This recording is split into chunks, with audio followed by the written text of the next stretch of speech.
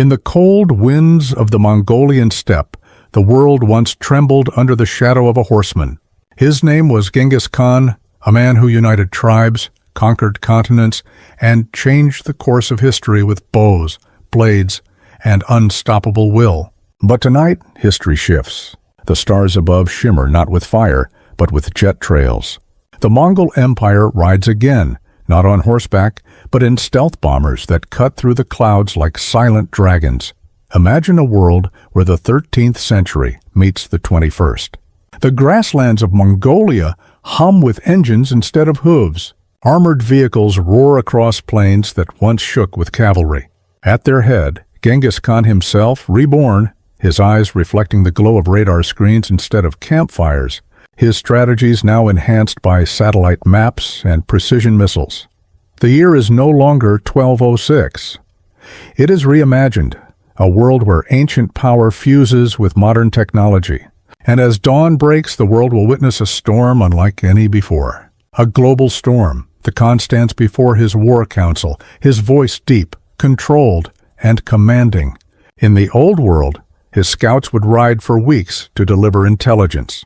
Now drones glide silently through the clouds, relaying live images of his enemies' strongholds.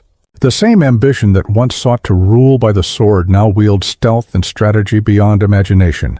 Far to the west, the great powers of the modern age watch in disbelief. Satellites detect the movement of unknown aircraft, jet black, radar evading, carrying the Mongol emblem painted across their wings.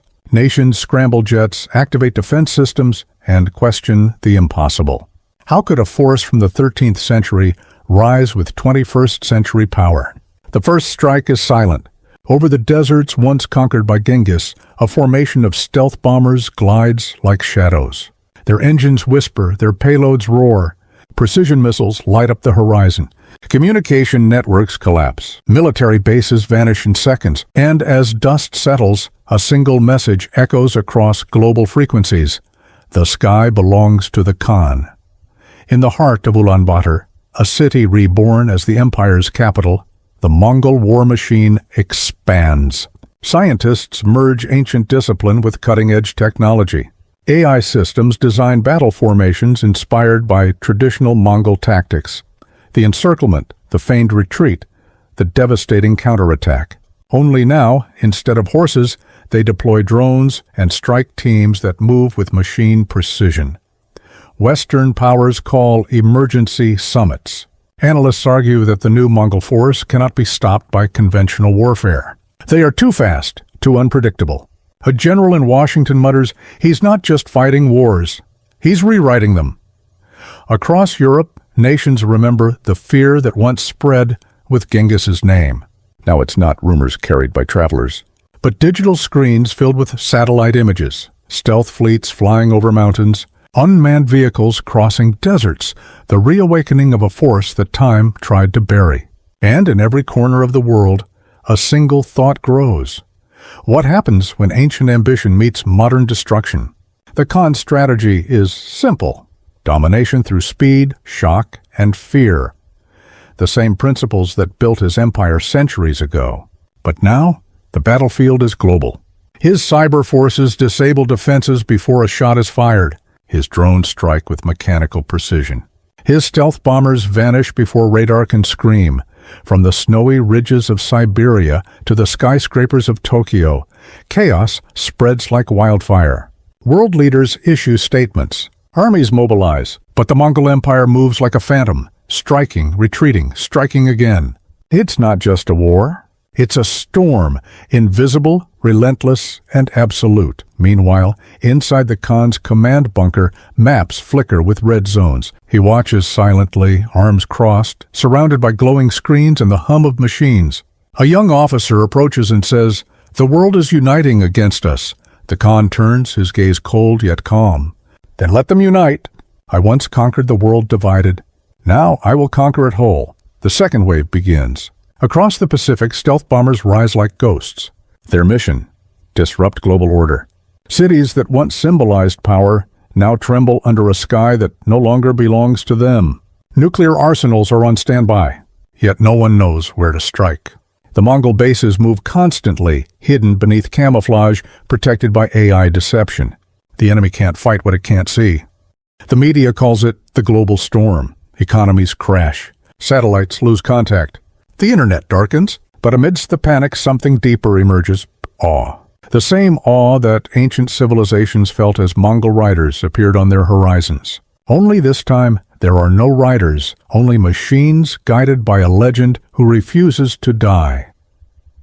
Inside the war room of the United Nations, leaders argue over one question: what does the Khan want?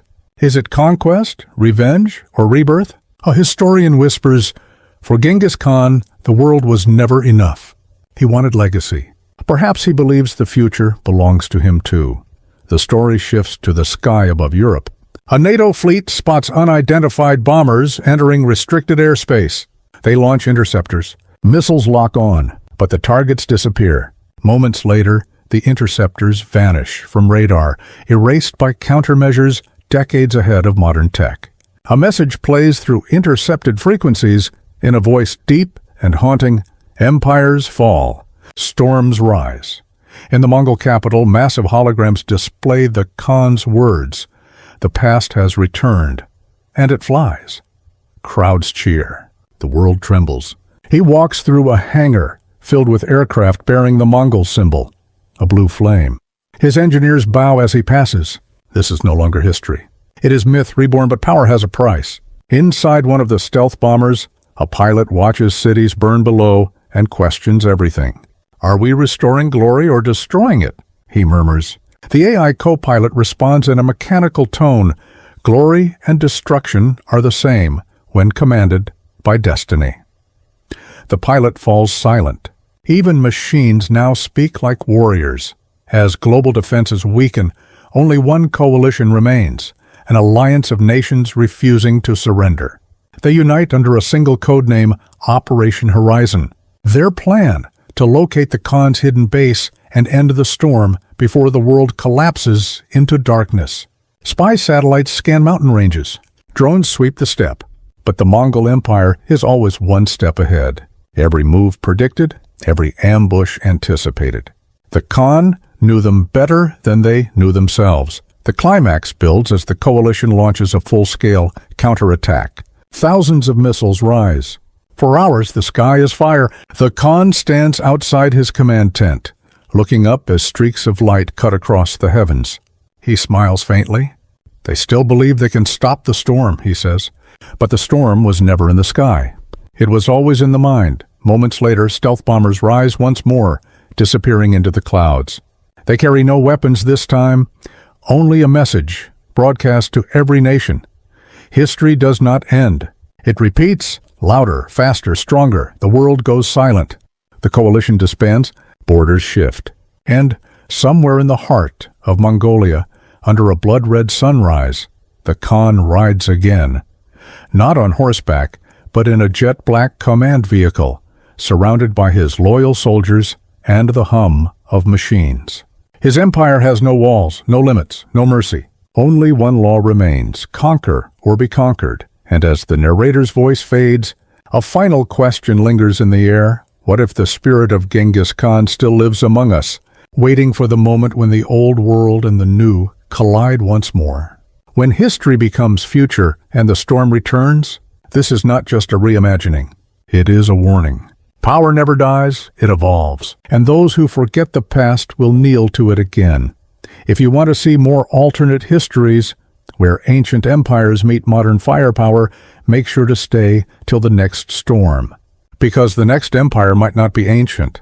It might be ours.